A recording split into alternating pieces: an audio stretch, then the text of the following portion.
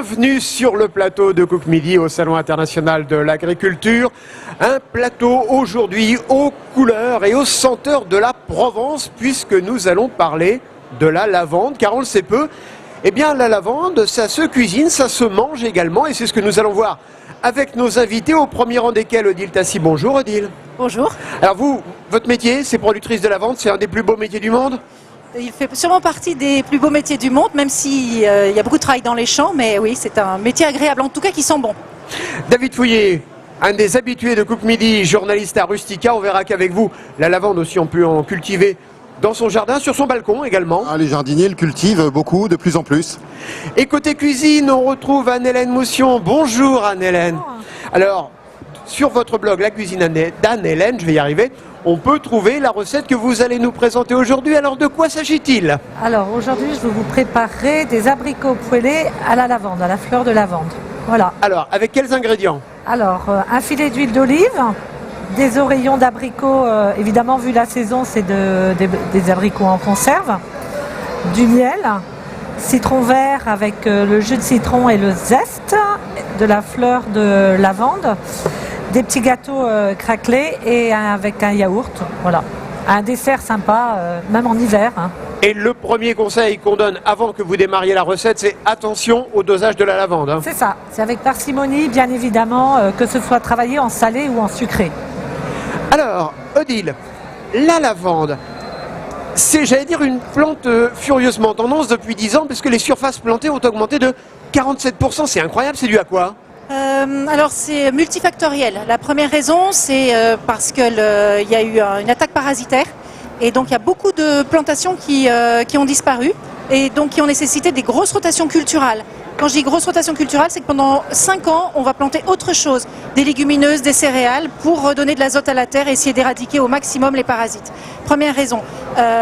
Et c'est la raison pour laquelle aussi il y a autant de plantations qui ont augmenté dans la vallée du Rhône, où historiquement il y avait un peu de plantations, mais beaucoup moins que dans les Alpes de Haute-Provence. Et c'est plein de tendance parce qu'il y a beaucoup de débouchés. Oui, bien sûr, il y a des débouchés en cosmétique, il y a des débouchés en aromathérapie de plus en plus. Il y a de plus en plus de demandes en aromathérapie, il y a des débouchés dans l'industrie, chez les lessiviers et les savonniers, puisque historiquement le lavandin a été développé pour cette industrie-là. Et puis on se soigne de plus en plus avec. Alors justement, vous parliez de lavande, lavandin, il faut nous expliquer, nous aider à comprendre. Oui, rapidement. En fait, il y a 3 principales variétés qui sont cultivées en France. Je parlais de celles qui sont cultivées en France parce qu'il y a plus de 400 variétés dans le monde. Donc il y a la lavandula angustifolia, qu'on appelle la lavande vraie, qui est une lavande qui pousse au-dessus de 600 mètres d'altitude et qu'on trouve en vallée du Rhône, puisque ce sont des lavandes clonales. Elles ont été clonées. Il y a la lavande aspic, qui est une lavande très camphrée qui pousse autour de la Méditerranée et qu'on va surtout trouver en Espagne, mais on la trouve un peu en France quand même. Et puis il y a le lavandin. Et le lavandin, c'est une hybridation qui s'est faite par pollinisation entre la lavande vraie et la lavande aspic. Et pendant longtemps, l'homme a boudé le lavandin pensant que c'était une erreur de la nature. Et les premières cultures datent des années 30 pour répondre avant tout aux industriels. David, sur son balcon, dans son jardin, on met quel type de lavande? On met aussi bien la lavande vraie que l'aspic, les 2 pousses. On évite le lavandin parce que c'est stérile, mais on peut le faire aussi. On en trouve plus facilement dans les jardineries des lavandes aspic ou des lavandes angustifolia. Ce que je dirais à propos pour revenir sur le côté cosmétique, c'est quand même une plante antiseptique, bactéricide et relaxante. Donc ça a des qualités, ça attire évidemment, c'est pour ça qu'on mettait autrefois dans les armoires des maisons de la lavande. On en remet à nouveau aujourd'hui pour chasser les mites tout simplement. Donc les jardiniers peuvent planter chez eux 1 ou 2 ou 3 pieds de lavande et récupérer les fleurs au moment de la floraison en juillet, août, septembre pour en mettre dans des petits sachets et les installer chez eux. Alors justement, Odile, ces sachets, ils ont une durée de vie longue ou pas? Parce que moi, je ne sais jamais combien de temps ça dure. Alors en fait, les sachets de lavande, enfin de lavandin surtout dans les armoires, ça peut durer 5, 6, 7 ans, parce que tout dépend de la façon, si on les scrooche beaucoup ou pas, vous voyez, qu'on les malaxe. Après, en fonction de ce qu'on veut en faire, on ne coupe pas la lavande toujours au même moment. Si on veut en mettre dans les jardins, enfin dans les armoires, pardon, eh bien on va la couper le plus tard possible. À ce moment-là, les calices regorgeront d'huile essentielle. Si on veut faire des bouquets, eh bien on va la couper avant la floraison. C'est-à-dire qu'en fait, du calice va sortir la fleur. Et à ce moment-là, l'huile essentielle va commencer à rentrer dans le calice et prendre la place de la fleur. Sauf que là, le calice va s'alourdir et la plante va tomber en déliquescence. Donc on va couper avant la floraison. Et en cuisine, on coupe juste à la floraison. Et bien justement, on va retourner en cuisine. Alors, dites-moi, Anne-Hélène, vous en êtes où là? Là, ça y est, Là, vous avez le yaourt à la main, donc, parce qu'il y aura aussi un peu de yaourt. Hein. Je suis en train de... Oui, pour adoucir un petit peu. Voilà, mais on pourrait servir avec une glace à la vanille, un sorbet. Voilà, vous pouvez vous amuser. Avec la fleur de lavande, vous pouvez faire de la panna cotta parfumée à la fleur de lavande, de la crème anglaise. Vous pouvez faire une terrine de fruits et parsemée de fleurs de lavande. Vous pouvez aussi travailler en salé. Madame, je crois, fait des biscuits apéritifs avec de la lavande. Voilà. Mais alors, tout à l'heure, quand vous parliez, quand on préparait ce plateau, je disais, on peut mettre aussi une glace à la lavande, mais vous m'avez dit, attention, la lavande tue la lavande. Oui, pas trop de lavande, d'accord. Donc si vous faites une glace à la lavande, vous allez accompagner d'un produit assez neutre. Vous pouvez également faire une huile à la lavande. Vous prenez de l'huile neutre et vous laissez macérer à peu près 15 jours, 3 semaines vos fleurs. Vous les retirez et ensuite vous avez cette huile qui vous sert à parfumer une salade de légumes, par exemple, bien croquante. Alors là, ce que vous êtes en train de faire, donc il y a le yaourt, vous avez commencé à faire cuire les abricots, c'est ça, à la poêle? C'est cuit, c'est parsemé de lavande, c'est prêt à déguster. On vous retrouve dans quelques secondes. Merci. David, quand on est jardinier amateur, c'est compliqué de faire pousser de la lavande dans son balcon ou est-ce qu'il faut, c'est un travail de tous les instants ou c'est une plante qui est facile d'entretien? C'est vraiment une plante facile à vivre. Plantation, on va dire au printemps, mais de préférence en automne, le temps qu'elle s'implante et qu'elle passe bien l'été. Et puis ensuite, paillage éventuellement quand il fait très chaud. Le seul souci qu'elle puisse vraiment connaître, c'est les terrains acides. C'est-à-dire genre la Bretagne, où elle préfère les terrains calcaires quand même. Et l'autre chose auquel il faut veiller, mais ça c'est assez facile, elle n'aime pas les terrains gorgés d'eau. Donc si votre terrain est un peu lourd, ce que vous pouvez faire au moment de la plantation, c'est apporter beaucoup de sable. Comme ça, elle va pouvoir se développer plus facilement et s'installer plus facilement. Le terrain rêvé pour la lavande, Odile, c'est bien sûr la Drôme et les Alpes d'Haute-Provence aussi. Oui, c'est des terres argilo-calcaires en fait, où pousse aussi la truffe. En général, où vous voyez de la lavande, vous pouvez trouver des chênes truffiers. Je pense que c'est une région très difficile pour vivre au quotidien, entre la lavande et les truffes. Et en plus, il y a une interaction entre les chênes truffiers et la lavande. C'est-à-dire, souvent, quand vous allez sillonner les routes de la Drôme provençale, vous allez trouver 3 rangées de lavande, une rangée de chênes truffiers. Et en fait, le chêne qui a été planté avec des racines mycorhizées, de façon naturelle, les racines vont partir à la verticale. Si toutes les racines partent à la verticale, le chien ne sentira pas la présence de la truffe puisqu'il les sent maximum jusqu'à 20 cm sous terre. Des études ont montré que si on mettait de la lavande à proximité, du thym ou du romarin aussi, on peut le voir avec ça parce qu'ils ont la même structure de développement, eh bien le chêne perçoit qu'à proximité il y a de l'humidité conservée par ces plantes qui créent de l'obscurité autour d'elles, et une partie des racines partent à l'horizontale récupérer l'humidité au pied des lavandes. Alors, on le disait tout à l'heure, il n'y a rien de plus beau qu'un champ de lavande. Oui. Ces couleurs violettes dans la campagne de la Drôme provençale. Mais moi, j'aurais tendance à dire que le meilleur moment, c'est quand vous avez coupé la lavande. Oui, alors pour l'odeur. Oui. Le meilleur moment, d'un c'est champ de juste avant lavande la fraîchement coupe. coupé, c'est du bonheur. C'est vrai que ça sent une lavande qu'on ne sent nulle part ailleurs, puisque c'est la lavande qu'on sent coupée, ou dans son jardin éventuellement.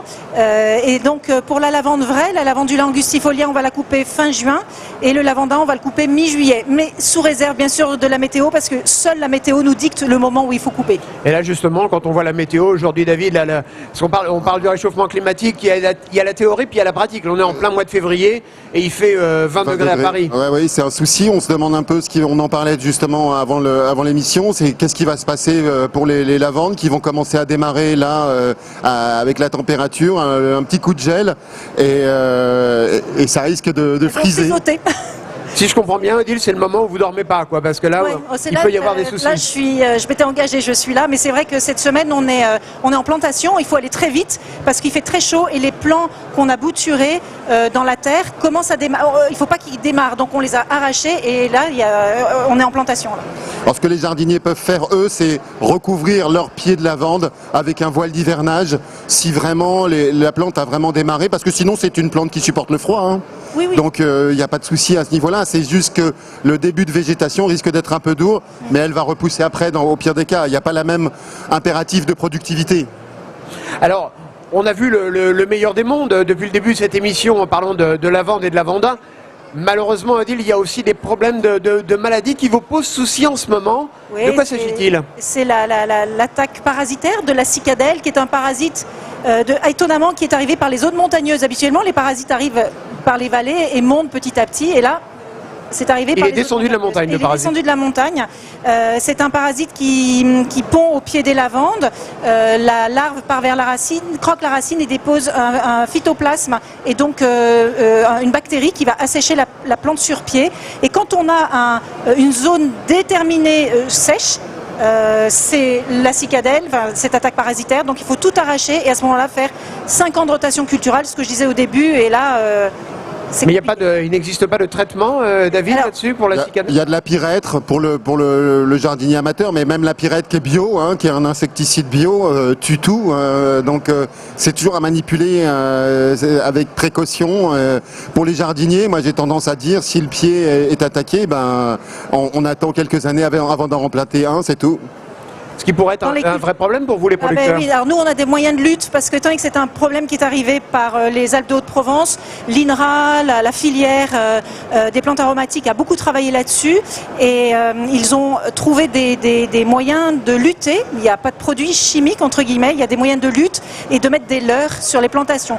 Donc soit il y a 2 procédés qui font leur preuve, soit on projette un mélange de quartz et d'argile sur la plante pour atténuer l'odeur, modifier légèrement la couleur pour que le parasite aille pondre ailleurs. Première hypothèse. Deuxième hypothèse, c'est d'élargir un petit peu plus la plantation au niveau des rangées et de faire de la plantation interrang. Alors je vais éviter de rentrer trop dans la technique, mais avec des végétaux comme le sainfoin, la luzerne, qui poussent à peu près à 18-20 cm de haut. Et le parasite va pondre dans ces plantations interrang. Et puis autre sujet de préoccupation pour les touristes comme moi, quand on vient dans la Drôme notamment, mais aussi dans les Alpes de Haute-Provence, c'est de se dire, bon là on achète de la lavande sur les marchés, on est sûr de ce qu'on achète, mais il y a quand même aussi quelque part un peu de concurrence dans d'autres secteurs. Elle vient d'où et qui sont vos concurrents? Alors les pays producteurs en Europe, c'est le premier aujourd'hui, le leader mondial de la production de lavande vraie, c'est la Bulgarie. La France a perdu son leadership à cause de la cicadelle justement. Après bon, il y a d'autres pays de l'Est, mais vraiment la Bulgarie c'est le leader aujourd'hui de la production. France-Bulgarie, ils sont vraiment en haut du panier et ensuite on va voir un peu la Chine, un peu les États-Unis, un peu l'Australie, mais loin derrière. Et la Chine, on a du mal d'ailleurs à savoir vraiment s'ils sont producteurs. C'est assez irrégulier les chiffres qu'on arrive à obtenir de la Chine en fait. David, quand on achète de la lavande pour la planter chez soi, on peut savoir d'où elle vient? Normalement, il y a des labels, Fleurs de France, qui assurent aux jardiniers que la plante a bien poussé en France. On multiplie les labels actuellement au niveau des plantes et pour les lavandes aussi, afin de rassurer les consommateurs qui commencent à se poser beaucoup de questions. Et ils font bien. Il y a les signes de qualité, Odile, quand on achète par exemple ces sachets de lavande, pour être sûr qu'ils viennent bien de chez vous, de chez vos collègues? Pour les sachets de lavande, c'est compliqué d'avoir la traçabilité. Alors il y a en effet ce qui vient de l'étranger, et puis après il y a ce qu'il y a dedans. Parce qu'en fait, on peut voir les prix, ça va du simple au quintuple, sauf que c'est pas du tout la même chose. Et j'ai découvert en ouvrant certains sachets que souvent il y avait les bois dedans et pas les fleurs pour les placards. Alors une dernière question avant de retrouver... En revanche, il y a une AOP pour l'huile essentielle. Là on parlait des sachets, mais pour l'huile essentielle, il y a une AOP des Alpes de Haute-Provence et du nord de l'Est de la Drôme. Alors, on va aller retrouver Anne-Hélène en cuisine. Moi j'ai une dernière question à vous poser, Odile. Comment vous expliquez cette tendance aujourd'hui? On retourne vers les huiles essentielles, les plantes à parfum, ce retour vers la nature, c'est quoi? Je crois que c'est...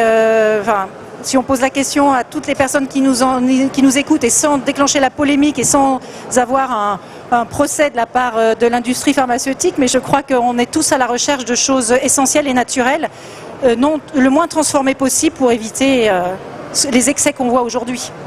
Alors, Anne-Hélène, ça y est, c'est terminé. Finalement, c'est une recette qui se fait en quoi? En 10 minutes, même pas? Même pas. On va dire 13 minutes, le temps de l'émission. Oui, voilà, c'est ça. 10 minutes, le temps de dresser. Vous voyez. Voilà. Alors, qu'est-ce qu'on voit? Donc, on a les oreillons. Les oreillons, donc les abricots, avec les petites fleurs de lavande, le zeste de citron, et j'ai mis un yaourt blanc classique. Voilà. Et bien vous savez ce que je vais faire? Je vais goûter. Oui. Voilà. Parce que finalement, c'est quand même ça l'intérêt de cette émission, c'est qu'on peut goûter. C'est bien parce qu'on sent bien la lavande. Mais ça reste. Absolument. Ce qu'on va faire, c'est qu'on va inviter nos amis à venir nous rejoindre ici sur ce plateau Avec grand pour la fin de plaisir. cette émission. Merci d'avoir Merci participé à à vous. cette émission, ce rendez-vous de Cook Midi au Salon de l'Agriculture. Et n'oubliez pas que cultiver votre jardin, c'est aussi cultiver du bonheur. À bientôt. À bientôt.